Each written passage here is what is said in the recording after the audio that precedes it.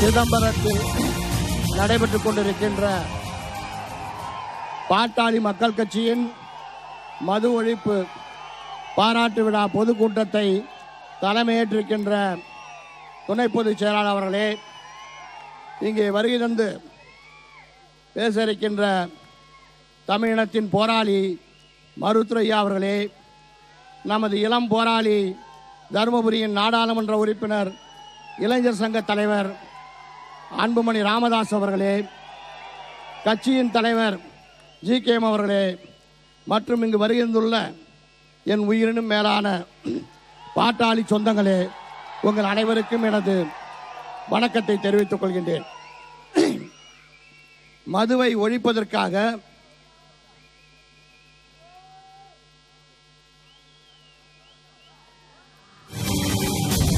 முப்பத்தி 6 ஆண்டுகளாக போராடுகின்ற தமிழகத்தில் ஒரு போராளி நமது தமிழின போராளி மருத்துவர் ஐயா அவர்கள்தான். 1986 மகளிர் சங்க அமைப்பை வைத்து மது ஒழிப்பு போராட்டத்தை நடத்தினார்கள். ஆக மதுவை ஒழிப்பதற்காக போராடுகின்ற தலைவர் ஐயா அவர்கள். ஆனால் இந்த தேர்தல் வந்தபொழுது அனைத்து அரசியல் கட்சி தலைவர்களும் சொன்ன வாக்குறுதி என்ன? நாங்களும் வந்தால் மதுவை ஒழிப்போம் என்று சொன்னார்கள். ஆனால் மதுவை ஒழித்தார்களா? தேர்தலுக்கு பிறகு இன்றைக்கு திராவிட முன்னேற்ற கழகத்தை சார்ந்த தளபதி ஸ்டாலின் அவர்கள் மது ஒழிப்பை பற்றி பேசியிருக்கிறாரா? இன்றைக்கு அண்ணா திராவிடம் என்ற ஒரு கட்சி, அது கட்சி அல்ல, அது கட்சியாகவே நினைக்க வேண்டியதில்லை. இங்கு நடப்பது ஆட்சி அல்ல. ஆக அண்ணா திராவிட முன்னேற்ற கழகம் ஆட்சியை இன்றைக்கு மத்திய அரசாங்கம் கலைக்க வேண்டும். கலைக்காமல் அதை டிஸ்மிஸ் செய்யாமல் வைத்துக்கொண்டு வேடிக்கை பார்க்கிறார்கள் சொன்னால், இன்றைக்கு அந்த ஆட்சி வந்த பிறகு தமிழ்நாட்டு மக்களுக்கு செய்த சாதனைகள் என்ன? ஆட்சிக்கு வந்தவுடன் அம்மையாருக்கு உடல்நலம் சரியில்லை. அதன் பிறகு அம்மையார் அவர்கள் இறந்து விட்டார். அதன் பிறகு சின்னம்மா அவர்கள் பதவிக்கு வந்தார். சின்னம்மா அவர்கள் பதவிக்கு வந்து சிறைக்கு சென்றார். அதன் பிறகு இன்றைக்கு 2 அணியாக மாறியது. இந்த 2 அணியில் யார் முதலமைச்சர் என்று போட்டி.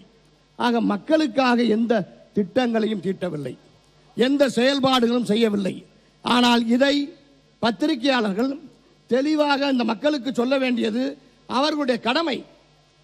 அதிமுகவின் ஆட்சி காலத்தில் இன்றைய வரைக்கும் எந்த ஒரு செயல் திட்டங்களும் இந்த மக்களுக்கு தீட்டப்படவில்லை.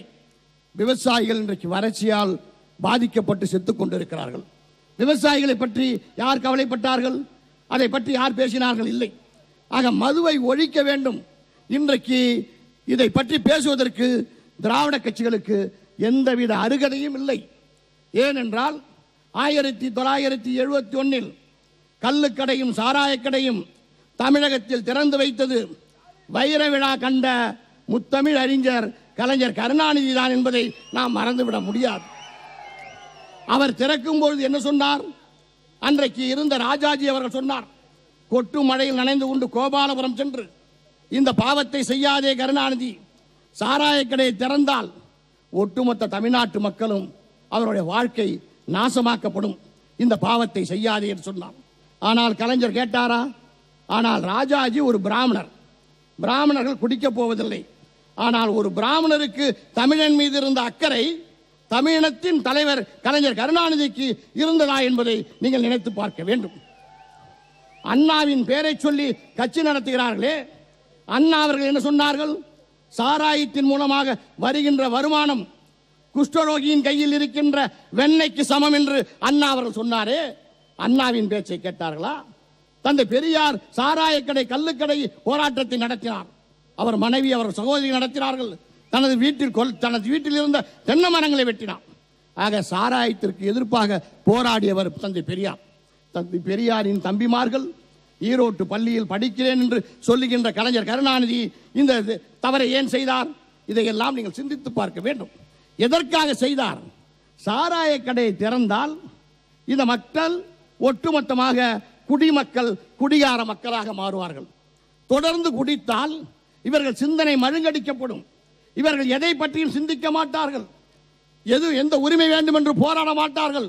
போர்க்குணம் இல்லாமல் இருப்பார்கள். அதாவது தமிழ்நாட்டு இளைஞர்களை, தமிழர்களை, தமிழ் ஆண்களை காயடிக்கின்ற வேலையை கலைஞர் கருணாநிதி செய்தார். இப்போ என்ன நடந்தது? அவர் போட்ட திட்டம் சரியாக இருக்கிறது.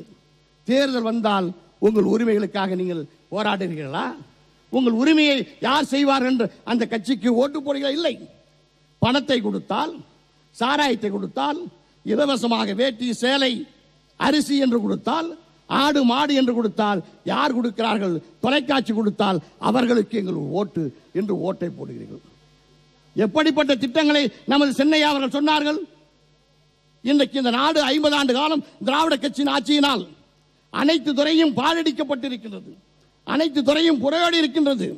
ஒட்டுமொத்தமாக இதை இடித்து நிறைவேற்றி புதிதாக ஒரு ஆட்சியை உருவாக்க வேண்டும். பள்ளி எடுத்துக்கொண்டாலும் சரி, மருத்துவமனை, கல்வி, மருத்துவம் அனைத்தும் பாதிக்கப்பட்டிருக்கிறது. இதையெல்லாம் சரி செய்ய வேண்டும் என்று சொன்னால் சின்னையா அவர்கள் சொன்னார்கள், எனக்கு ஒரு வாய்ப்பு கொடுங்கள், ஒரு முறை கொடுங்கள். நான் ஆட்சிக்கு வந்த பிறகு, முதலமைச்சராக வந்த பிறகு 2 ஆண்டுகளில் நாங்கள் சொன்னதை செய்யவில்லை என்று சொன்னால் இந்தியாவில் யாரும் சொல்லவில்லை, தமிழகத்தில் யாரும் சொல்லவில்லை. நாங்கள் சொன்னதை செய்யவில்லை என்று சொன்னால் என் பதவியை நான் ராஜினாமா செய்கிறேன் என்று சொன்ன ஒரே தலைவர் நமது அன்புமணி ராமதாஸ் அவர்கள். அதோடு மட்டுமில்லாமல் இன்றைக்கு இந்தியாவில் யாரும் செய்ய முடியாத ஒரு சரித்திரத்தை படைத்தார் சின்னையா அவர்கள். தேர்தல் நேரத்தில், இதற்கு முன்பும் செய்யவில்லை, தேர்தல் நேரத்தில் என்ன செய்தார்கள்? சாராயத்தை கொண்டு வந்து கொடுத்தார்கள், பணத்தை கொடுத்தார்கள், இலவசமாக பொருளை கொடுத்து எப்படியாவது வெற்றி பெற வேண்டும் என்று சொன்னார்கள். ஆனால் நமது ஐயாவின் சிந்தனை, நமது சின்னையாவின் சிந்தனை எப்படி இருந்தது? இதை ஒட்டுமொத்த தமிழ்நாட்டு மக்களும் சிந்தித்தார்கள். என்ன செய்ய சொன்னார்கள்? நிற்கின்ற வேட்பாளர்களை காந்தி சிலைக்கு அருகாமையில் நின்று கொண்டு, காந்தி படத்தை வைத்துக் கொண்டு, நகரங்களில் மக்கள் கூடுகின்ற இடத்தில் ஒரு சபதத்தை எடுக்க சொன்னார். நாங்கள் ஓட்டுக்கு பணமும் கொடுக்க மாட்டோம், பணமும் வாங்கக்கூடாது, நாங்கள் பணம் கொடுக்க மாட்டோம், உங்கள் ஓட்டை எங்களுக்கு போட வேண்டும் என்று சபதத்தை எடுக்க சொன்னார்கள். இது தமிழக அரசியலில், இந்திய அரசியலில் எந்த ஒரு அரசியல் கட்சி தலைவராக செய்ததுண்டா? செய்திருக்கிறார்களா என்று நினைத்து பார்க்க வேண்டும். ஆக இப்படிப்பட்ட கட்சிகளுக்கு ஓட்டு போடுகின்ற கூட்டமாக நாம் இருக்கிறோம் என்று சொன்னால் நம்மை பற்றி நாம் என்ன நினைக்க வேண்டும்? தந்தை பெரியார் சொன்னார், சுயமரியாதை வேணும், தன்மானம் வேணும், சுயமரியாதை வேண்டும் என்று சொன்னார். சுயமரியாதையோடு இருக்கிறோமா? இல்லையே. இன்றைக்கு விவசாயிகள் செத்துக் கொண்டிருக்கிறான், மாத கணக்கில் டெல்லியில் போராடுகிறான், அங்கு இருக்கின்ற பிரதமர் திரும்பி பார்க்கவில்லை. ஆனால் இன்றைக்கு தளபதி ஸ்டாலின் என்ன செய்கிறார்? இங்கு இருக்கின்ற குளங்களை தூர்வாருவது போல் ஒரு நடிப்பு, ஒரு நாடகத்தை நடத்துகின்றார். நான் கேட்கின்றேன், நாங்கள் தூர்வாருகிறோம், நாங்கள் ஆட்சி அதிகாரத்துக்கு வரவில்லை, அதனால் மக்களுக்கு சேவை செய்கிறோம், மக்களை திரட்டி மக்கள் சக்தியை வைத்து நாங்கள் ஏரி குளங்களை தூர்வாரினோம். நமது ஐயா அவர்கள் இன்றைக்கு சோழகங்கம் என்ற கங்கை கொண்ட சோழபுரத்தில் பொன்னேரியை சாலப்படுத்தி 2-3 நாட்கள் அந்த ஏரியிலேயே தங்கியிருந்தார்கள். நமது சின்னையா அவர்களும் இன்றைக்கு தர்மபுரியில் ஒரு ஏரியை தூர்வாரினார்கள்.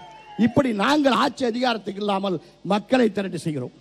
நீங்களும் அந்த நாடகத்தை நடத்தினால் நீங்கள் எத்தனை முறை, உங்கள் தந்தை 5 முறை முதலமைச்சர், நீங்கள் துணை முதலமைச்சர், நீங்கள் இருந்தபொழுது என்ன செய்தீர்கள்? ஏன் அப்போது ஏரி குளங்களை ஆழப்படுத்தவில்லை? வாய்க்கால்களை, கரையை அகலப்படுத்தவில்லை? இன்றைக்கு தடுப்பணைகளை ஏன் கட்டவில்லை? இன்றைக்கு இன்னும் 10 தினங்களில் மயிலாடுதுறையில் நமது சின்னையா அவர்கள் தலைமையில் ஒரு போராட்டம் நடைபெறுகிறது. கொள்ளிடம் ஆற்று கடற்கரையில் தடுப்பணை கட்டுவதற்கு. இத்தனை ஆண்டுகள், 50 ஆண்டு காலம் தடுப்பணை ஏன் கட்டவில்லை? என்ன செய்தீர்கள்? எங்காவது காமராஜர் ஆட்சிக்கு பிறகு எங்காவது ஒரு அணை கட்டப்பட்டதா? நினைத்து பார்க்க வேண்டாமா? இன்றைக்கு எல்லா கட்சிக்காரரும் சொல்கிறார்கள் காமராஜர் ஆட்சி வர வேண்டும் என்று. காமராஜர் ஆட்சி வர வேண்டும் என்று சொன்னால் நல்ல ஆட்சி வந்தால் நன்றாகத்தான் இருக்கும் என்று எல்லோரும் சொல்கிறார்கள். ஆனால் வைர விழா கண்ட கருணாநிதியை இன்னும் 10 ஆண்டுகள் கழித்து கருணாநிதியின் ஆட்சி வர வேண்டும் என்று யாராவது பேச முடியுமா? பேசினால் மக்கள் என்ன சொல்வார்கள்? ஏண்டா அந்த ஆள் ஆண்ட பொழுது நாங்கள் மாண்டது போதாதா, இன்னும் அந்த ஆட்சி வேணுமா என்று கேட்க மாட்டார்களா? இப்படி ஒரு வெக்கங்கட்ட ஆட்சி இன்றைக்கு அம்மையார் ஜெயலலிதாவின் ஆட்சி வேண்டும் என்று யாராவது கேட்க முடியுமா? இவர்களுடைய சாதனை என்ன? இவர்கள் செய்த புரட்சி என்ன? இவர்கள் கலைஞர் கருணாநிதி திரைக்கதை வசனம் எழுதினார், எம்ஜிஆர் நடித்தார், ஜெயலலிதா நடித்தார். நம்ம மக்கள் என்ன செஞ்சான்? எம்ஜிஆருக்கு ஓட்டு போட்டான். எம்ஜிஆர் செத்த பிறகு இவனே முடிவு பண்ணான். எப்படி முடிவு பண்ணான்? எம்ஜிஆரோட பொண்டாட்டி தான் ஜெயலலிதா அம்மா, அவங்களுக்கு ஓட்டு போட்டான். இப்ப அடுத்தது முடிவு பண்ணான் பாரு. ஏதோ ஒரு அம்மா ஒன்று வந்தது அதிமுக, அது ஜெயலலிதாவோட முகங்கிறான். இவன் நேரா போய் பார்த்த மாதிரி அப்ப சினிமாவில் நடிக்கிறவனுக்கு தான் ஓட்டு போறோம்னா மானங்கட்டா வாழ்ந்துட்டு இருக்க, மானங்கட்டா வாழ்ந்துட்டு இருக்க. சூடு சுரணை வேண்டாம். 250 ரூபாய்க்கு நாம் ஓட்டு போடுகிறோம் என்று சொன்னால் நீ கூலிக்கு மாரடிக்கின்ற கூட்டமா? இல்லை, தமிழன் என்றால் இமயம் வரைக்கு கொடிநாட்டி காவிரி கணையெடுத்தானே கரிகால் பெருவளத்தான் அவன் ஆண்ட பூமி. கங்கை வரைக்கும் படையெடுத்து சென்று கங்கை கொண்டான் கடாரத்தையும் என்றான் ராஜேந்திர சோழன், அந்த தமிழ் மன்னன் ஆண்ட பூமி. தில்லை நடராஜர் கோயிலை கட்டினானே இந்த வல்லாள மகாராஜன், இவன் அந்த திருவண்ணாமலை கோயிலை கட்டிய வல்லாள மகாராஜன் தமிழ் மன்னர்களின் வழி வந்தவர்கள். தமிழின் நெறி என்ன? போர்க்குணமும் ஏற்குணமும் ஏர்முறையும் இரண்டையும் நெறியை கொண்டு வாழ்ந்தவன். விவசாயம் இந்த நாட்டை காப்பது, போர் நெறி ஏர் நெறி இரண்டையும் உயிர் மூச்சாக வாழ்ந்தவன் தமிழன். ஆனால் இன்றைக்கு தமிழன் இலவசத்துக்கு கையேந்துகின்றான், ஆடு மாடுக்கு கையேந்துகின்றான். ஆடு மாடு கொடுத்தா சாதனையா? நாங்கள் ஆடு மாடு கொடுக்கிறோம் சொல்லி கொடுக்க மாட்டோம் சொன்னார் ஐயா சென்னையா சொன்னார். ஆக இலவச கல்வியை கொடு, இந்த நாட்டு பிள்ளைகள் எல்லோரும் படிக்க வேண்டும். இவன் டாக்டராக வர வேண்டும், இன்ஜினியராக வர வேண்டும், கலெக்டராக வர வேண்டும் என்று சொல்கிறோம். ஆனால் அம்மையார் சொல்கிறார் ஆடு மேய்க்க வேண்டும், மாடு மேய்க்க வேண்டும் சொன்னால் அந்த ஆடு மாடை வாங்க கீழ்வரிசையில் நின்று வாங்குகிறாய் என்று சொன்னால் உன்னை விட மானங்கட்டவன் யாராவது உண்டா என்பதை எண்ணி பார்க்க வேண்டும், சிந்தித்து பார்க்க வேண்டும். அடுத்து வருகின்ற ஆட்சி ஸ்டாலின் சொல்வார், அம்மையார் ஆடு கொடுத்தார், மாடு கொடுத்தார், இன்னொன்றை கொடுக்காமல் மறந்து விட்டார், அதனால் நான் உங்களுக்கு வீட்டுக்கு வீடு பன்னிக்குட்டி தரேன், ஓட்டு போடுங்கன்னு சொன்னா பன்னி மேய்க்க தயாரா இருக்கா? ஏன்னா ஆடு மேய்க்க தயாராயிட்டோம், அப்ப பன்னி மேய்க்கும் தயாரா இருக்கிறோமா? இதையெல்லாம் நாம் சிந்தித்து பார்க்க வேண்டும். தமிழன் என்று சொன்னால் ஈழத்தில் வாழ்ந்தானே தமிழன், அவன்தான் உண்மையான ஒரிஜினல் தமிழன்.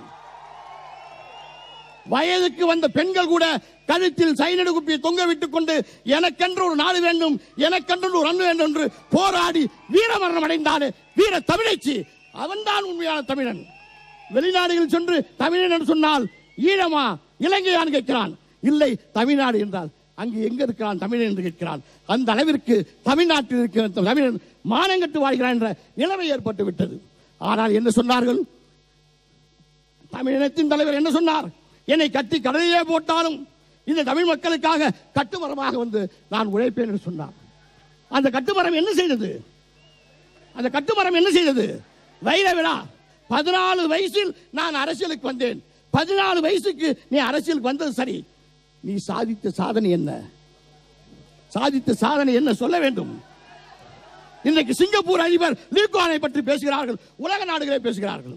உங்களை பற்றி பேசினால் என்ன பேச முடியும்? தமிழ்நாட்டில் உள்ள ஒட்டுமொத்த பெண்களையும் தாலி அறுப்பதற்கு காரணமாக இருந்த குடியை கொடுத்து எங்கள் குடியை கெடுத்த கருணாநிதி என்று தான் சொல்ல வேண்டும். ஆக இப்படிப்பட்ட அவல நிலைகள்லாம் போக வேண்டும். நமது பிள்ளைகள் படிக்க வேண்டும், நமது பிள்ளைகள் வேலைக்கு செல்ல வேண்டும். இந்த மதுவிலிருந்து நாம் காப்பாற்றப்பட வேண்டும். இலவச மருத்துவம் வேண்டும் என்று சொன்னால் நமது சென்னையா அவர்கள் முதலமைச்சராக வர வேண்டும். ஒட்டுமொத்த மக்களும் விலை மதிக்க முடியாதது உன் வாக்குரிமை, விலை மதிக்க முடியாதது உன் வாக்குரிமை. அதை கேவலம் 250 ரூபாய் காசுக்கு விற்கிறான் சொன்னால் தன்மானத்தை இழந்த தமிழன் என்று தான் நாம் சொல்ல வேண்டும். மானங்கட்ட தமிழன் என்று தான் சொல்ல வேண்டும். ஆண்களாக இருந்தாலும் பெண்களுக்கு அதிக கடமை உண்டு. நீங்கள் காசு வாங்கி கொண்டு ஓட்டை மாற்றி போட்டால், இன்றைக்கு நீட் எக்ஸாம் வந்தது, நீட் எக்ஸாம் வந்தது. இந்த நீட் எக்ஸாமில் எவ்வளவு குளறுபடி! இதை இன்றைக்கு யார் கேட்டார்கள்? கேட்பதற்கு நாதி இருக்கா? நுழைவுத் தேர்வை கொண்டு வந்தார்கள். 86 ஐயா சொன்னார், இது நுழைவுத் தேர்வு அல்ல, ஏழை மக்கள் நுழையாமல் இருப்பதற்கு கொண்டு வந்த தேர்வு. இதை உடனே ரத்து செய்யவில்லை என்றால் போராடுவேன் என்று ஐயா அவர்கள் சொன்னார்கள். நுழைவுத் தேர்வை ரத்து செய்தார். கச்சத்தீவை மீட்பு போராட்டம், தமிழன் பாதிக்கப்பட்ட போது, மீனவர்கள் பாதிக்கப்பட்ட போது, கர்நாடகத்தில் தமிழன் மீது பாதிக்கப்பட்ட போது கர்நாடகத்திற்கு சென்றார் போராட. எத்தனை போராட்டங்கள் பாட்டு போட்டமே. இந்த போராட்டத்தை யார் நடத்தியது? தமிழகத்தில் உள்ள அனைத்து சிறைச்சாலையிலும் சென்று சிறைக்கு சென்றவர் ஐயா அவர்கள் தனது போராட்டத்தினால். பாளையங்கோட்டை சிறையிலே பாம்புகள் பள்ளியில் நடுவிலே என்று பாட்டு போடலாம். பாளையங்கோட்டை சிறையிலிருந்து நீங்கள் சாதித்த சாதனை என்னவென்று சொல்ல வேண்டும், இந்த மக்களுக்கு சொல்ல வேண்டும், தளபதி ஸ்டாலின் சொல்ல வேண்டும். அதை சொல்லாமல் இன்றைக்கு திராவிட கட்சிகளை இந்த மண்ணில் இருந்து அப்புறப்படுத்தினால்தான், ஒட்டுமொத்த தமிழ் மக்களும் திராவிட கட்சியை தூக்கி எறிந்தால்தான் நாம் வாழ முடியும். தமிழன் வாழ வேண்டும் என்று சொன்னால் தமிழன் இந்த நாட்டை ஆள வேண்டும். அது ஆண்டால் தான் முடியும். அந்த தமிழன் உண்மையான தமிழன் இன்றைக்கு நமது அன்புமணி ராமதாஸ் அவர்களை முதலமைச்சராக்கினால்தான் நாம் வாழ முடியும் என்று சொல்லி விடைபெறுகிறேன். நன்றி, வணக்கம்.